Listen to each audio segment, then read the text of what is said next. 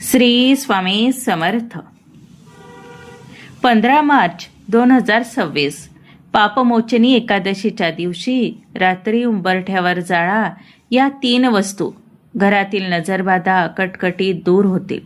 घरात अखंड लक्ष्मीची कृपा राहील. नमस्कार मित्रांनो, आपल्या सर्वांचे स्वागत आहे. आजचा हा व्हिडिओ तुमच्या आयुष्याला एक नवी दिशा देणारा ठरणार आहे. आपण रात्रंदिवस कष्ट करतो, घरातील प्रत्येकाचे चांगले व्हावे म्हणून झटतो, पण कधीकधी असे वाटते की इतके करूनही घरात सुख शांती का नाही आहे? का छोट्या छोट्या गोष्टींवरून कटकटी होतात? का पैसा येतो पण टिकत नाही? जर तुम्हालाही असे वाटत असेल की तुमच्या घराला कोणाची तरी वाईट नजर लागली आहे किंवा घरातील सकारात्मकता संपली आहे, तर आजचा हा दिवस तुमच्यासाठी वरदान ठरणार आहे. येणारी 15 मार्च 2026 पापमोचनी एकादशी ही साधेसुधी एकादशी नाही. नावाप्रमाणेच ही सर्व पापांचा नाश करणारी आणि दारिद्र्य दूर करणारी तिथी आहे. आज मी तुम्हाला असा एक गुप्तोपाय सांगणार आहे जो तुम्हाला या एकादशीच्या रात्री तुमच्या घराच्या उंबरठ्यावर करायचा आहे. फक्त 3 वस्तू तुम्हाला जाळायच्या आहे. या वस्तू कोणत्या आहेत, त्या कशा जाळायच्या आणि त्यामागील शास्त्र काय, हे सर्व मी या व्हिडिओमध्ये सविस्तर सांगणार आहे. हा उपाय केल्यावर तुमच्या घरातील नकारात्मकता कशी कापरासारखी उडून जाईल ते तुम्ही स्वतः अनुभवाल. व्हिडिओ शेवटपर्यंत नक्की पहा, कारण अर्धवट माहिती नेहमी घातक ठरते. विशेषतः व्हिडिओच्या शेवटी मी एक असा उपाय सांगणार आहे जो तुमच्या पतीच्या आणि मुलांच्या प्रगतीसाठी अत्यंत प्रभावशाली आहे. व्हिडिओला आत्ताच लाईक करा, शेअर करा आणि चॅनलला सबस्क्राईब करायला विसरू नका. कमेंट बॉक्समध्ये आपली भक्ती व्यक्त करण्यासाठी श्री स्वामी समर्थ, ओम गंग गणपतये नमः आणि ओम नमो भगवते वासुदेवाय नक्की लिहा. तुमच्या एका कमेंटने तुमच्या आयुष्यात सकारात्मक ऊर्जेचा प्रवाह सुरू होऊ शकतो. माझ्या प्रिय मैत्रिणींनो, शास्त्रात पापमोचनी एकादशीला खूप मोठे स्थान दिले आहे. चैत्र महिन्यातील कृष्ण पक्षातील ही एकादशी म्हणजे भगवंत विष्णूच्या कृपेचा वर्षाव होणारा दिवस. या वर्षाचा शुभ मुहूर्त नीट ऐकून घ्या. 15 मार्च 2026 रोजी एकादशी तिथी सुरू होत आहे. उपवास धरणाऱ्यांसाठी आणि उपवास करणाऱ्यांसाठी हा दिवस सर्वोत्तम आहे. या दिवशी आपण जे व्रत करतो त्यातून न कळत झालेल्या अनेक चुकातून आपली मुक्तता होते. पण जेव्हा आपण या रात्री काही विशिष्ट सेवा करतो तेव्हा त्याचे फळ 1000 पटीने वाढते. अनेकदा आपण म्हणतो, आमच्या घरात सर्व काही आहे पण सुख नाही. याचे मुख्य कारण म्हणजे नजरबाधा. जेव्हा बाहेरची नकारात्मक ऊर्जा आपल्या उंबरठ्यावर घरात प्रवेश करते तेव्हा कटकटी सुरू होतात. हा उंबरठाच आपल्या घराचे रक्षण करत असतो. म्हणूनच या एकादशीच्या रात्री उंबरठ्यावर हा प्रयोग करणे अत्यंत आवश्यक आहे. माझ्या प्रिय मैत्रिणींनो, आता मी तुम्हाला जी कथा सांगणार आहे ती नीट ऐका, कारण ही कथा ऐकल्यावरच अर्धे पुण्य मिळते असे शास्त्र सांगते. ही कथा आहे महान तपस्वी, मेधावी ऋषी आणि सुंदर अप्सरा मंजू घोषा यांची. फार वर्षांपूर्वीची गोष्ट आहे. च्यवन ऋषीचे पुत्र मेधावी ऋषी हे अत्यंत तेजस्वी आणि विद्वान होते. त्यांनी एका घनदाट अरण्यात भगवान शिवाची कठोर तपश्चर्या सुरू केली होती. त्यांचे तेज इतके वाढले होते की प्रत्यक्ष इंद्रालाही भीती वाटू लागली. इंद्राला वाटले, जर या ऋषींची तपश्चर्या पूर्ण झाली तर माझे इंद्रासन हिरावून घेतील. म्हणूनच ऋषींची तपश्चर्या भंग करण्यासाठी इंद्राने मंजू घोषा नावाच्या अत्यंत सुंदर अप्सरेला पृथ्वीवर पाठवले. मंजू घोषा जेव्हा त्या अरण्यात आली तेव्हा तिने आपल्या गायनाने आणि नृत्याने संपूर्ण वातावरण मंत्रमुग्ध केले. तिचे सौंदर्य आणि मधुर आवाज पाहून तरुण मेधावी ऋषीचे मन विचलित झाले. ते मोहजाळात अडकले आणि त्यांची वर्षानुवर्षाची तपश्चर्या खंडित झाली. त्या मोहाच्या भारात ऋषींना काळाचे भान राहिले नाही. त्यांना वाटले की फक्त काही तास किंवा काही दिवस उलटले आहे, पण प्रत्यक्षात 57 वर्षे 9 महिने आणि 3 दिवस उलटून गेली होती. एका दिवशी जेव्हा ऋषींना आत्मध्यान झाले तेव्हा त्यांना धक्का बसला. त्यांना समजले की एका अप्सरेच्या नादात आपण आपली आयुष्यभराची पुंजी, आपली तपश्चर्या गमावली आहे. संतापाच्या भरात त्यांनी मंजू घोषाला शाप दिला की तू पिशाच्च योनीत जाशील. मंजू घोषा घाबरली. तिने ऋषींच्या चरणी लोटांगण घेतली आणि क्षमा मागितली. ती म्हणाली, हे ऋषीराज, मी फक्त इंद्राची आज्ञा पाळत होते. मला क्षमा करा आणि या शापातून बाहेर पडण्याचा मार्ग सांगा. ऋषीचे मन शांत झाले. त्यांनाही स्वतःच्या चुकीचा पश्चाताप झाला होता.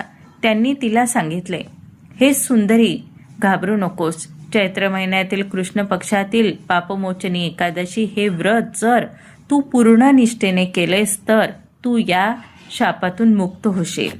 ऋषींनी स्वतः सुद्धा आपल्या पित्याकडे जाऊन उपाय विचारला. पित्यानेही त्यांना याच एकादशीचे महत्त्व सांगितले. मग मेधावी ऋषी आणि मंजू घोषा या दोघांनीही 15 मार्चच्या या शुभ मुहूर्तासारख्याच तिथीला पापमोचनी एकादशीचे व्रत केले. उपवास केला, जागरण केले आणि विष्णूंची भक्ती केली. या व्रताच्या प्रभावाने मंजू घोषा पिशाच्च योनीतून मुक्त होऊन पुन्हा सुंदर अप्सरा बनली आणि मेधावी ऋषीचे सर्व दोष जळून खाक झाले. त्यांना पुन्हा त्यांचे तप प्राप्त झाले. आता विचार करा माझ्या माता भगिनींनो, ज्या एकादशीने एका महान ऋषीचे 57 वर्षाचे दोष धुवून काढले, ज्या एकादशीने एका शापित अप्सरेला मुक्त केले, ती पापमोचनी एकादशी तुमच्या घरातील छोट्या मोठ्या भांडणे, दारिद्र्य किंवा कोणाची लागलेली वाईट नजर दूर करू शकणार नाही का? नक्कीच करेल. आपल्याकडून नकळत अनेक चुका होतात. कोणाचे मन दुखावले जाते, कधी आपल्या हातून पाप घडते. या सर्व नकारात्मक गोष्टींचा परिणाम आपल्या घरावर होतो. म्हणूनच या एकादशीला फक्त उपवास करू नका, तर मी जो उंबरठ्याचा उपाय सांगणार आहे तो विश्वासाने करा. कारण जर ऋषींना फळ मिळेल तर आपल्यालाही नक्कीच मिळेल. काय मग तुम्हालाही या कथेसारखा अनुभव हवा असेल तर कमेंटमध्ये ओम नमो भगवते वासुदेवाय लिहायला विसरू नका. आता आपण पाहूया उंबरठ्यावर जाळणाऱ्या त्या 3 वस्तू. आता वळूया आपल्या मुख्य विषयाकडे. त्या 3 वस्तू कोणत्या आहेत ज्या तुमच्या घराचे नशीब बदलू शकतात? या वस्तू आपल्या स्वयंपाकघरातच असतात, पण त्या कशा पद्धतीने वापरायचा हे कोणालाही माहीत नसते. चला तर मग आता वेळ आली आहे त्या पहिल्या रहस्यमयी वस्तूचा उलगडा करण्याची. ही वस्तू आपल्या सर्वांच्या स्वयंपाकघरात असते, पण तिची ताकद काय आहे हे फार कमी लोकांना माहीत आहे. ही वस्तू अशी वस्तू आहे जिला तंत्रशास्त्रामध्ये आणि प्राचीन वस्तुशास्त्रामध्ये नकारात्मकतेचा काळ मानले जाते. ती वस्तू आहे पिवळी मोहरी. हो मित्रांनो, काळी मोहरी आपण फोडणीसाठी वापरतो, पण ही पिवळी मोहरी साक्षात शक्तीचे प्रतीक आहे. जुन्या काळात जेव्हा कोणाला नजर लागायची किंवा घरातील लहान बाळ विनाकारण रडायचे तेव्हा आपली आजी काय करायची? ती हातामध्ये काहीतरी घेऊन बाळावरून ओवाळून टाकायची. यामध्ये मुख्य घटक असायची ती म्हणजे ही पिवळी मोहरी. पण ही मोहरी इतकी प्रभावी का आहे? शास्त्रीय दृष्टिकोनातून पाहिले तर पिवळ्या मोहरीमध्ये सल्फरचे प्रमाण जास्त असते आणि जेव्हा ती जाळली जाते तेव्हा त्यातून निघणारी विशिष्ट धूर हवेतील सूक्ष्म जंतू आणि नकारात्मक लहरी खेचून घेतात. पण अध्यात्म काय सांगते? पिवळी मोहरी ही भगवान विष्णू आणि माता लक्ष्मीला अत्यंत प्रिय आहे. असे मानले जाते की जिथे पिवळी मोहरी असते तिथे दुष्ट शक्ती पाय टेकू शकत नाही. आता विचार करा, तुमच्या घरात विनाकारण कटकटी होतात का? कधी कधी आपल्याकडे खूप पाहुणे येतात, कोणाचे तरी येणे जाणे होते. प्रत्येकाची नजर चांगलीच असते असे नाही. कोणाची तरी दृष्ट आपल्या सुखी संसाराला लागते.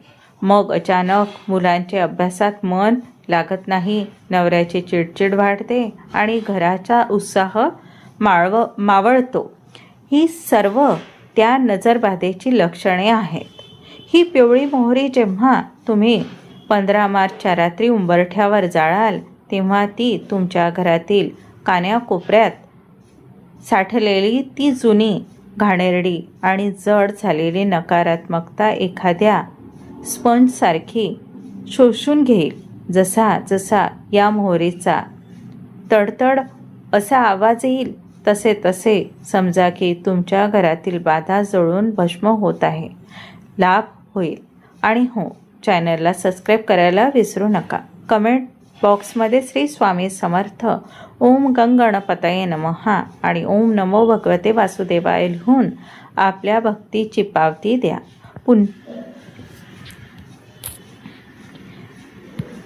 माझ्या प्रिय मैत्रिणींनो, आता आपण वळणार आहोत आपल्या दुसऱ्या अत्यंत महत्त्वाच्या आणि दिव्य वस्तूकडे. ही वस्तू पेटताच तुमच्या घरातील वातावरण एखाद्या मंदिरासारखे पवित्र होऊन जाईल. पण इथे एक अट आहे. आपल्याला साधा कापूर वापरायचा नाही, तर आपल्याला हवा आहे भीमसेनी कापूर. तुम्ही म्हणाल, ताई, साधा कापूर आणि भीमसेनी कापूर यात काय फरक आहे? तर ऐका. जो कापूर आपण डब्यातून काढतो आणि तो मेणासारखा दिसतो तो कृत्रिम असतो, पण भीमसेनी कापूर हा नैसर्गिक असतो. याचे आकार सारखे नसतात. तो खडकासारखा दिसतो आणि त्याची शुद्धता तुमचे घराचे भाग्य उजळू शकते. कापूर हा साक्षात भगवान विष्णू आणि माता लक्ष्मीचा अत्यंत लाडका आहे.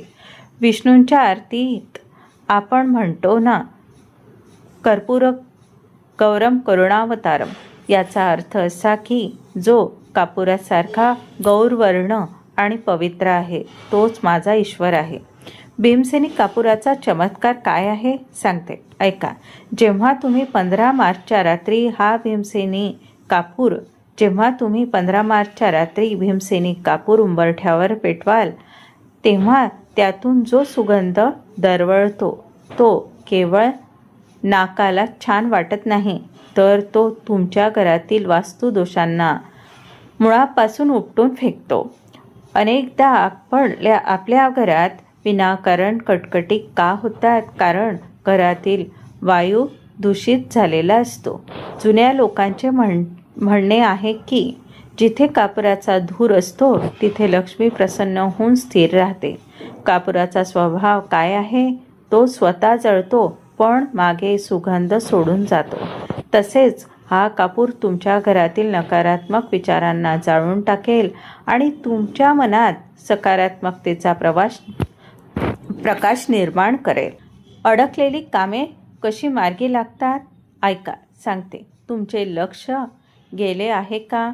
कधी कधी आपण खूप प्रयत्न करतो पण ऐनवेळी काम बिघडते, पैशांचे व्यवहार अडकतात. याचे कारण म्हणजे तुमच्या कामाच्या आड येणारी नकारात्मक ऊर्जा.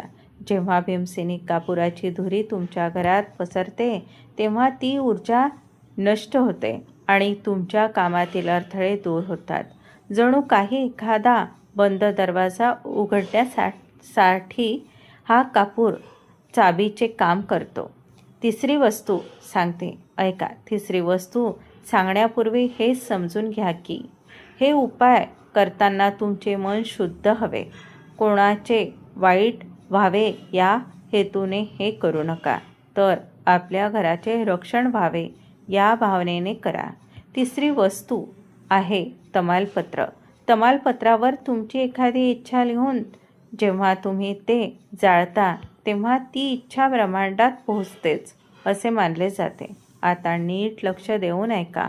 हा विधी तुम्हाला 15 मार्चच्या रात्री कधी आणि कसा करायचा आहे? रात्री 8 ते 10च्या दरम्यान जेव्हा घरातील सर्व कामे होतील तेव्हा हात पाय धुवून स्वच्छ व्हा. एका मातीची पणती किंवा छोट्या पितळीचा दिवा घ्या. यामध्ये प्रथम थोडे तमालपत्र तोडून टाका. त्यावर 2 वड्या भीमसेनी कापूर ठेवा. कापूर पेटल्यावर त्याचा 1 मूठभर पिवळी मोहरी अर्पण करा. आता हे साहित्य घेऊन संपूर्ण घरात फिरा. घरातील प्रत्येक कोपऱ्यात त्याचा धूर दाखवा, फक्त बाथरूम सोडून. हे करत असताना मनातल्या मनात ओम नमो भगवते वासुदेवाय या मंत्राचा जप चालू ठेवा. शेवटी हा दिवा घेऊन तुमच्या मुख्य दरवाजाच्या उंबरठ्यावर जा. उंबरठ्याच्या मधोमध उभे राहा. बाहेरच्या दिशेला तोंड करून हा धूर थोडा वेळ तिथेच राहू द्या. मनातून म्हणा, हे देवा, माझ्या घरातील सर्व इडापिडा, नजरबाधा आणि कटकटी या धुरासोबत बाहेर जाऊ दे आणि माझ्या घरात सुख समृद्धी येऊ दे. हा उपाय केल्यावर ती पणती उंबरठ्याच्या एका बाजूला सुरक्षित ठिकाणी ठेवा. तिथे कोणाचा पाय लागणार नाही. दुसऱ्या दिवशी ती राख एखाद्या झाडाच्या मुळाशी टाका. जसे मी तुम्हाला सुरुवातीला सांगितले होते की एक विशेष उपाय मी सांगणार आहे. जर तुम्हाला वाटत असेल की तुमच्या मुलांच्या अभ्यासात मन लागत नाही किंवा पतीच्या व्यवसायात नोकरीत सतत अडथळे येत आहेत, तर एकादशीच्या दिवशी तुळशीपाशी 1 तुपाचा दिवा लावा. त्या दिव्यामध्ये 1 लवंग टाका.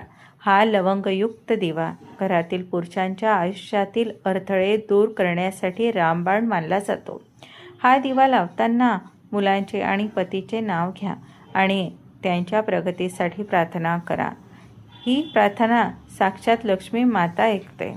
माझ्या प्रिय मित्रांनो आणि मैत्रिणींनो, हा उपाय अत्यंत साधा वाटत असला तरी तो अत्यंत प्रभावी आहे. श्रद्धेमध्ये खूप मोठी शक्ती असते. जेव्हा आपण विश्वासाने उंबरठ्यावर हा दिवा जाळतो तेव्हा आपल्या घराभोवती एक संरक्षण कवच तयार करतो. येत्या 15 मार्चला हा उपाय नक्की करून पहा. तुमच्या अनुभवातून काय बदल घडले हे मला कमेंटमध्ये सांगायला विसरू नका. मला खात्री आहे की पापमोचनी एकादशी तुमच्या आयुष्यातील सर्व दुःख दूर करेल. पुन्हा एकदा विनंती करते, जर हा व्हिडिओ तुम्हाला आवडला असेल तर लाईक करा. तुमच्या मित्रमैत्रिणींना आणि नातेवाईकांना हा व्हिडिओ शेअर करा, जेणेकरून त्यांनाही लाभ होईल. आणि हो, चॅनलला सबस्क्राईब करायला विसरू नका. कमेंट बॉक्समध्ये श्री स्वामी समर्थ, ओम गंग गणपतये नमः आणि ओम नमो भगवते वासुदेवाय लिहायला विसरू नका. आपल्या भक्तीची पावती द्या. पुन्हा भेटूया अशाच एका माहितीपूर्ण व्हिडिओमध्ये. तोपर्यंत श्री स्वामी समर्थ.